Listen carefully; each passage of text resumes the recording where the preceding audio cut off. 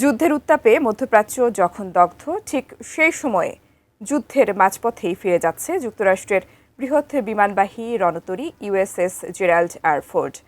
যুদ্ধ শুরুর আগে থেকেই এই রণতরীটি মধ্যপ্রাচ্যে অবস্থান করছে, যেখানে বহুদিন ধরেই চলছিল উত্তেজনার ছায়া। আইআরজিসি বিভিন্ন সময়ে এই রণতরীতে আঘাত হানার হুমকি জানিয়েছে। তবে কি আইআরজিসির হুমকির ভয়েই ফিরে যাচ্ছে মার্কিন রণতরী?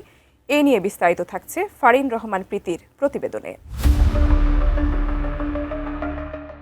ইরানের বিরুদ্ধে সামরিক অভিযানে নিয়োজিত মার্কিন বিমানবাহী রণতরী ইউএসএস জেরাল্ড আর ফোর্ড হঠাৎই মিশন স্থগিত করে যুদ্ধের মাঝপথেই বন্দরে ফিরে যাচ্ছে। পেন্টাগনের দাবি, এর কারণ সাধারণ যান্ত্রিক সমস্যা।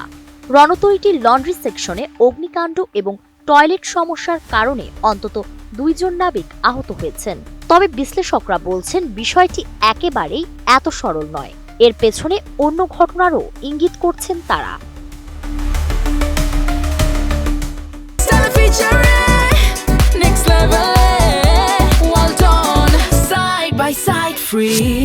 ইরানের সামরিক সক্ষমতা এবং শক্তিশালী মিসাইল হামলার হুমকির ছায়া রণতরীটিকে ফেরানোর পেছনে নিশ্চয়ই ভূমিকা রেখেছে।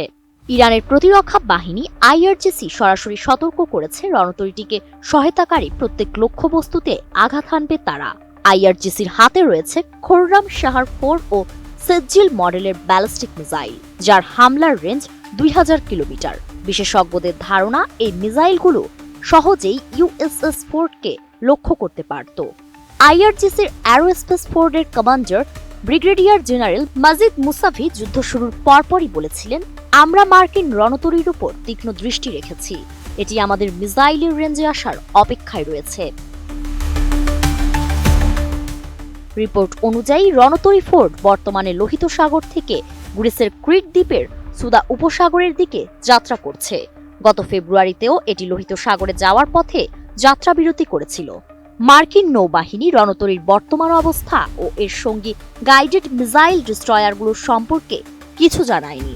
তবে নাম প্রকাশে অনিচ্ছুক প্রতিরক্ষা কর্মকর্তা জানিয়েছেন, ফোর্ডের ক্যারিয়ার স্ট্রাইক গ্রুপ নিয়মিত কার্যক্রম চালিয়ে যাবে। 1 লাখ টন ওজনের এই পারমাণবিক শক্তিচালিত বিশাল রণতরীতে 4000-এরও বেশি নাবিক অবস্থান করছেন। গত সপ্তাহে লাগা আগুন নিয়ন্ত্রণে আনতে নাবিকদের 30 ঘন্টারও বেশি সময় লেগেছে এবং প্রায় 600 নাবিক শোবার জায়গা হারিয়েছেন। রণতরীটি মূলত ভেনেজুয়েলার বিরুদ্ধে অভিযানে ব্যবহৃত হচ্ছিল।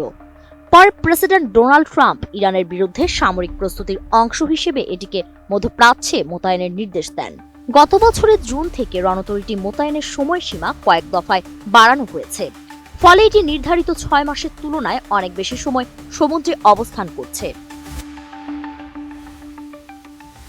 আমেরিকার ইতিহাসে সবচেয়ে ব্যয়বহুল এই যুদ্ধজাহাজের সঙ্গে রয়েছে শক্তিশালী গাইডেড মিসাইল ডিস্ট্রয়ার এবং আধুনিক বিমানবহর। এর বিমান উইংয়ে আছে FA-18E eagle, Falcon super Hornet, MH-16S ও MH-16RC হক হেলিকপ্টার এবং C-2A গ্রেহাউন্ড বিমান।